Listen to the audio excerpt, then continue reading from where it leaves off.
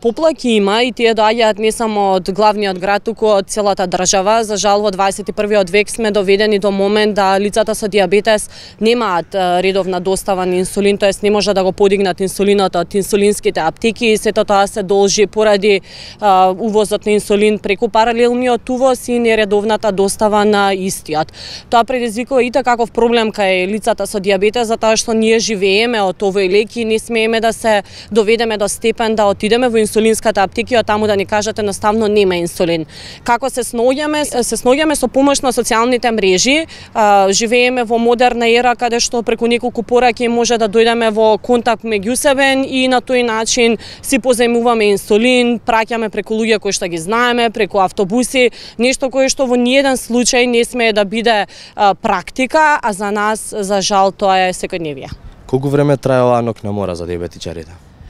Па целиот проблем настана пред неколку години кога започна целиот момент со увозот на инсулин преку паралелен увоз, со тоа што компаниите кои што го доставуваат инсулинот не може да ги извршат набавките како што треба, затоа што нас нема многу во Република Македонија, посебно оние кои што користиме инсулин и веќе неколку години се соочуваме секојдневно со овој проблем. Проблем е за децата, за родителите, за младите, но и за возрастните. Со оглед на тоа дека се уште нема распишано тендер за набавка на инсулин, повидок ли е нова инсулинска криза во државата? Па веројатно ќе има, да, затоа што по правило тендерот би требало негде като е за лихите да трае до месец ноември. Веќе се соочуваме со проблемот дека нема инсулин, имаше некој интервентен тендер распишан кој што можеби некако ги покри оние дупки кои што ги имавме, но веројатно и така како следи некоја голема инсулинска криза и голем проблем за сите оние кои што се инсулински зависни. Сојузот на Сдруженија на диабетичари на Македонија е чадор организација на сите здруженија за лица со диабетес во нашата република. Сојузот го има главниот контакти, тие председателот конкретно е во директен контакт со представниците од министерството, како самиот министер, така и заменик министерот, и напорно заедно се трудиме на вистина да го решиме овој проблем, не само сега, туку и на долгорочен план да ги превенираме сите овие проблеми кои што ги имаме веќе последните неколку години. Во меѓувреме си помагаме со тоа што си позајмуваме инсулин, па го враќаме на крај кога ќе дојде редовната кога ќе дојде терминот за редовно земање на инсулин и некако се покриваме на тој начин, нешто кое што го нема никаде во Европа, го нема дефинитивно ни во Африка, така да сме навистина доведени во една демократска држава да живееме на ваков начин.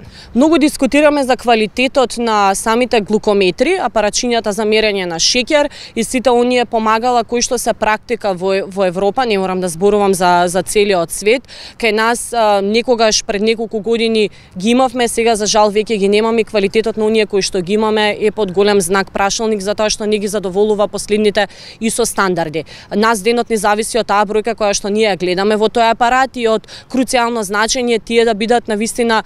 легитимни и да работат како што треба. Има недостаток покрај недостаток значи на инсулин, има недостаток и од иглези инектирање на инсулинот, сетови резервари за корисниците на инсулински пумпи за сега има, немаме таков проблем, но поставувањето на истите е значително намален во споредба со претходните години и се надеваме дека покрај тоа што треба да се донесат во нормални количини, дека ќе се даде поголем избор затоа што секоја индивидуа е различна и за секоја треба нешто посебно. Кој е главниот виновник за предсеза недостатокот на инсулинот, а и за лошиот квалитет на глукометрите? Секој тендер кој што се распишува во рокот трајање од 2 години. Овој моментален тендер кој што е сега е распишан пред 2 години, што значи дека виновникот можеме да го бараме уште пред 2 години кога се распиша тендерот кој што сега веќе трае и кој што беше така распишан да сите ставки и критериуми за точности на глукометрите и на лентите, но и на самите инсулини се тргнати и затоа можеше буквално да кажам некој кој што произведува глукометри во гаража да ги донеси тие да пројдат на тендерот. ние како пациенти, навистина луѓе кои што се соочуваме секојдневно со овој проблем, виновникот го бараме таму и се надеваме и упатуваме еден голем апел до надлежните институции, конкретно до Министерството за здравство, Националната дијабетес комисија, дека навистина ќе застанат на наша страна и ќе им покажат на надлежните и ќе им кажат колку е важно ние како лица со дијабетес да имаме квалитетни инструменти и најважно од се квалитетен инсулин, бидејќи ние од тој лек буквално живееме.